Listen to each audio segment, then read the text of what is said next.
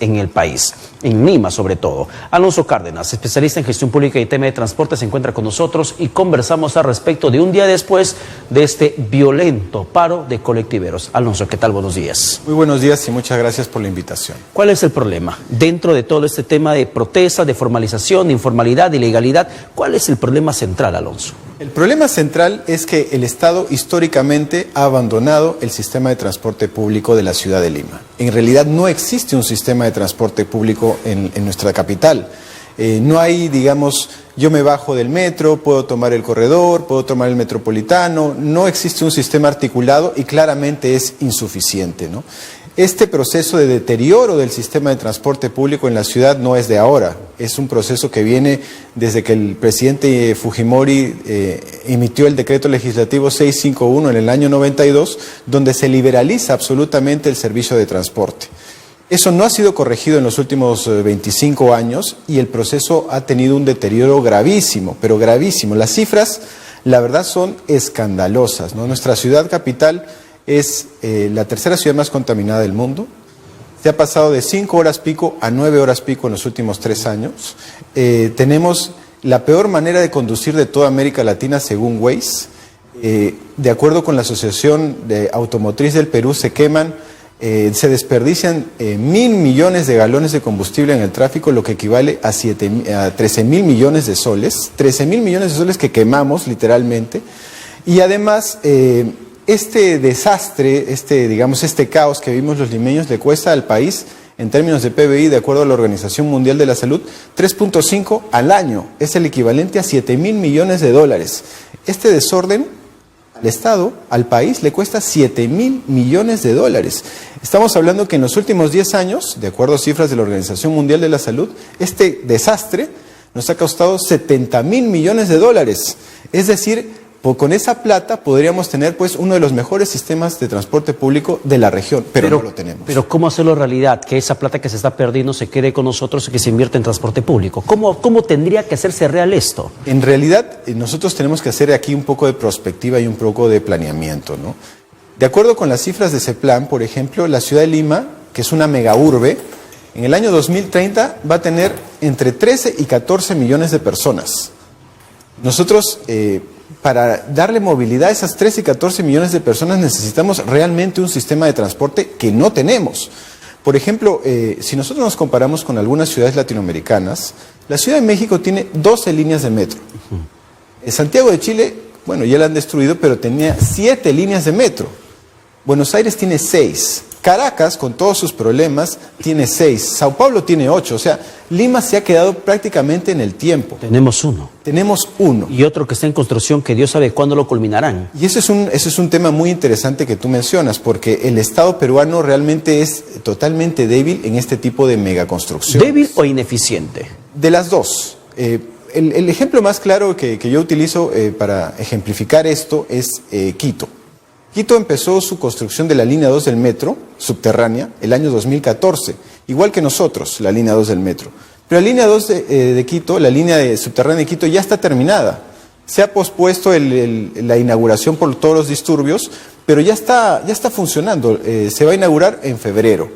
Nuestra línea 2 del metro está proyectada para el año 2025, es decir, el gobierno ecuatoriano, con todas sus deficiencias, pudo construir una línea subterránea en 5 años. Y nosotros en 11. Y nosotros en 11, si todo sale bien.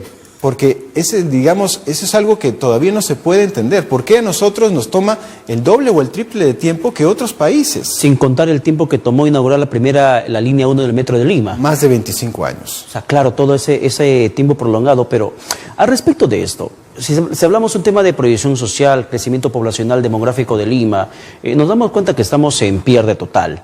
Total. Pero las políticas que se están aplicando en estos momentos son coherentes con esa visión de futuro. Por ejemplo, si ATU dice, debemos erradicar los taxis colectivos porque representan un peligro para la sociedad y no es el transporte público que los limeños o la población que habita Lima merece. Así que ellos dicen, entonces, ATU menciona, hacemos correr a los taxis colectiveros, los eliminamos, radicamos y en contraparte los corredores, los concesionarios nos dan 22 buses más para que de esta forma se pueda controlar la demanda. ¿Es suficiente? Es totalmente insuficiente. 22 buses más en una situación donde la gente se larga colas para que espere que le lleve a su destino. 22 buses más, ¿podría solucionar la poca oferta que existe en el transporte público formal? Lo que pasa es que esos servicios de buses son totalmente insuficientes y además no tienen las condiciones. Por ejemplo, una persona con discapacidad no puede subirse a esos buses. Digamos, ¿cuál es el incentivo que yo tengo para subirme a ese bus? Si se está peleando todo el tiempo con el transporte ilegal, porque es un transporte ilegal. Necesitamos el corredor segregado, ¿no? Como lo tiene el Metropolitano, por ejemplo. Pero eso todavía no se ha implementado. Y funcionó muy bien en los Panamericanos, el corredor, ¿no? Es decir, la vía libre para el bus. Y funcionó muy bien ahora en la última final de la Copa Libertadores. Es decir, tenemos que darle prioridad al transporte público masivo, de calidad. Ya, claro, yo entiendo perfectamente lo que quieres llegar. Se necesita un tema de corredor exclusivo, que es básicamente los concesionarios de los corredores también exigieron luego de esta jornada de protesta que hicieron en la primera semana de noviembre. Sin embargo, también cae la pregunta de cajón. Aunque le den corredores exclusivos, ¿hay suficiente capacidad de buses para que puedan atender la demanda de la gente que van a dejar los taxis colectivos? No, lo que nosotros necesitamos, y hay que pensarlo ya en serio, es un sistema de metro. Esa es la única manera en que nosotros podemos efectivamente tener un transporte público de calidad. Yo estaba haciendo algunas investigaciones, ¿no? para el tema académico, y por ejemplo la Ciudad de México, ¿no? La Ciudad de México tiene 12 líneas de metro. Cada tren te mueve 1.500 personas. 1.500 personas que tienen, digamos, la frecuencia es de cada 3 minutos. Si nosotros ponemos ese sistema abajo de la Javier Prado, por ejemplo, se resuelve el problema de transporte. Porque nosotros podemos mover 30.000 personas por hora en una manera económica, una manera rápida, una manera segura y una manera que es respetuosa del medio ambiente. Ese es el tema de fondo. Y no solamente el tema del metro. Ahí hay una experiencia muy interesante que tiene La Paz. La Paz es la capital de Bolivia, que es un país que históricamente ha estado menos desarrollado que nosotros. La Paz, en el año 2014, en mayo, inaugura su primer teleférico. Ahora tiene 10. Es decir, en 5 años hicieron 10 líneas de teleférico que por hora te mueven 60.000 personas. ¿A un costo de cuánto? 90 céntimos de soles, es decir, 2 bolivianos. En 5 años, el gobierno boliviano te hizo 10 líneas de teleférico. 2 por año. 2 por año. Y aquí ya va a terminar el primer año la gestión de Jorge Muñoz y no podemos salir de los papeles del proyecto del teleférico de San Juan de Miraflores, Independencia. Ese teleférico lo anunció en su primer año la alcaldesa Susana Villarán. Ya, Han pasado 9 años. O sea, me quedé corto con la estadística. En realidad ya lleva mucho tiempo el proyecto y ni siquiera puede salir del papel. El gobierno boliviano te mueve 60.000 personas de una manera cómoda, de una manera económica, de una manera segura, de una manera formal, de una manera rápida y de una manera amigable con el medio ambiente. A ver, hablemos de movimiento de gente. Te mencionaba Alonso Cárdenas, referente a lo que mencionó la presidenta de ATU, de la Autoridad de Transporte Urbano Lima y Callao, que con esa decisión de erradicar los taxis colectivos hay un compromiso de los concesionarios de los corredores complementarios de incrementar 22 buses más a su flota, que a todas luces es completamente insuficiente. Totalmente. Pero también sale el alcalde de Lima, Jorge Muñoz, y dice, como parte de esta estrategia de erradicar el servicio informal de taxis colectivos, los concesionarios del Metropolitano, de la Troncal, van a poner 26 buses más. ¿Son suficientes 26 más? Volvemos al análisis comparado.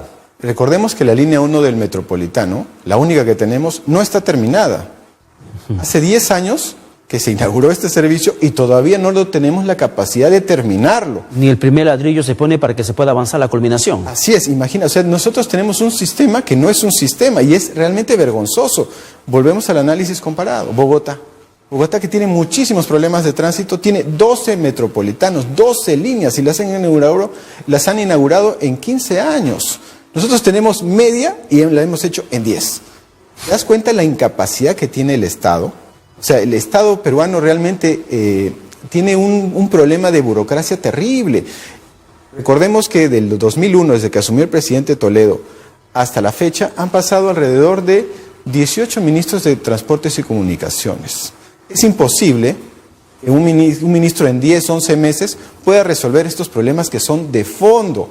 Por eso el Estado peruano es tan débil, porque cambia y cambia y cambia y no hay esa planificación. El problema es el cambio constante de ministros, de funcionarios públicos dentro del contexto del sistema de transporte público del país, o las políticas públicas que son deficientes o inexistentes. Lo que pasa es que este cambio genera, desde mi punto de vista, que no exista ese planeamiento, por ejemplo, el 2030.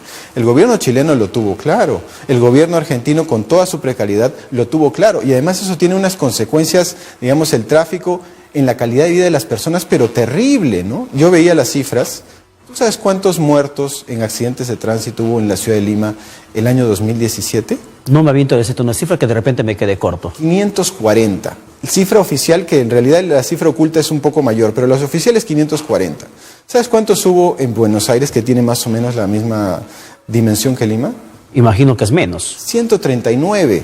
¿Sabes cuántos hubo en París, que tiene 16 líneas de metro, tiene un sistema de transporte? 39. O sea, las diferencias son atroces. Entre más informalidad, mayor es obviamente el riesgo de las personas.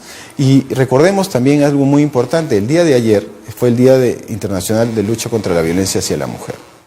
Este sistema de transporte colectivo ilegal es, digamos, hace a las mujeres altamente vulnerables a robos, atracos, a violaciones, porque es un sistema que está totalmente fuera del control del Estado. ¿Quién regula la calidad o las personas? Muchos ni siquiera tienen SOAT, no tienen brevete. Es el reino de la informalidad. Entonces, el Estado tiene que efectivamente empezar a diseñar al 2030 un sistema de verdad de transporte que nos ponga más o menos a la misma altura de las otras ciudades capitales de la región. Pero la verdad que, Alonso Cárdenas, en estos momentos podemos ver que es el Estado contra el Estado dentro de ese problema del transporte público, porque tenemos, por ejemplo, una lucha frontal contra el taxi colectivo, que es un servicio ilegal, y el mismo Estado que no genera las condiciones suficientes para que la gente opte por el transporte formal. Tenemos el mismo Estado, a través del MTC, que emite decretos supremos prohibiendo el taxi en motocicletas, y tenemos al propio Estado, desde las municipalidades, no dando cumplimiento a ese decreto supremo que prohíbe el taxi en motocicletas, lo que está pasando en Surco, en Surquillo y en varios puntos de la capital. Y ante la impunidad total, eso se convierte en una selva de cemento. ¿Quién termina perdiendo en todo esto? Es el usuario. El ciudadano. Pero ahí nosotros tenemos que empezar a presentar alternativas, ¿no? ¿Cómo solucionamos este problema? Hasta mediados del próximo año mencionó Ana María Jara del Atu que se va a tener este plan del transporte público formal en Lima. ¿Es suficiente lo que se puede esperar hasta el próximo año, o tiene que ser básicamente por el papel las obras de infraestructuras públicas que se necesita adelantar y agigantar en pasos? Yo tengo, digamos, mucha expectativa en ese plan, pero recordemos que la gestión de Susana Villarán también tenía un plan. ¿En qué habrá quedado? No sabemos. El alcalde Castañeda, con todos sus problemas, también tenía un plan. Anteriormente, el alcalde Alberto Andrade también tenía un plan. O sea, no creo que lo que nos está sobrando es... Son planes. Son planes, y lo que nos necesitamos es planificación. Vamos a hacer un plan para la aplicación de los siguientes planes. Lo que nosotros necesitamos es una visión al 2030, ¿cómo vamos a resolver esto? Y yo creo que la mejor manera es un acuerdo de gobierno a gobierno. El Estado peruano actualmente no tiene la capacidad de ejecutar un proyecto, digamos, para generar un sistema de transporte como lo tienen muchísimas capitales del mundo. ¿Y quiénes son los mejores que hacen esto? Pues los franceses, los ingleses, los alemanes. Decirles, ¿sabes qué? Ayúdenos. No podemos, así como hicimos con los panamericanos, que no podíamos y les pedimos a los británicos que nos ayudaran, ahora hay que pedirle a otro gobierno que nos ayude. Pero que en realidad ni siquiera los planes o las políticas de inversiones privadas de otros estados nos favorecen. Por ejemplo, tenemos, o de empresas de otros países, tenemos la línea amarilla, que no es una solución, tenemos Rutas de Lima, que tampoco es una solución, con el cobro excesivo de peajes que se hace, no representa garantía de que llegue rápidamente a tu destino, y tenemos también, reitero, en lo mismo, Alonso Cárdenas, para terminar, que pueden haber muchos planes. Es mi percepción como periodista, pueden haber muchos planes, pero como especialista te pregunto, si no hay el acompañamiento de una infraestructura de transporte público, ¿el papel va a ser la solución? Si lo único que dice Jorge Muñoz no es la culminación de la troncal del Metropolitano hasta Chipugoyo, sino lo que está mencionando es que como salida a la lucha contra la informalidad es que los concesionarios van a poner 26 buses más. O sea, eso no es la solución al problema. La solución al problema no va por ahí. Y qué bueno que mencionas esas obras digamos, de la línea amarilla, ¿no? Porque ahí, digamos, empieza el problema.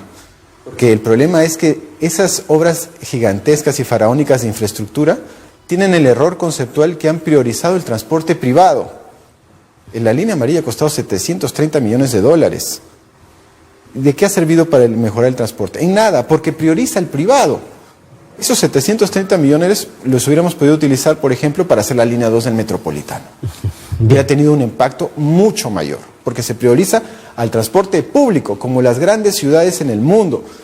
Finlandia, la capital Helsinki, ya tiene la cosa muy clara. Ha dicho, 2025 no van a ser necesarios los automóviles. ¿Te imaginas? 2030, Londres va a tener la misma prioridad. Y bueno, en América Latina, San José en Costa Rica también ha dicho lo mismo. ¿Cuál es nuestra visión? Nosotros al 2040 deberíamos tener una ciudad donde el transporte privado no sea necesario. Ese es el concepto de desarrollo que necesitamos. Quizá el 2040 recién inauguremos nuestra segunda línea del Metro de Lima. Bien, Alonso Cárdenas, gracias por tu presencia. Muchísimas gracias. Muchas gracias por tu presencia.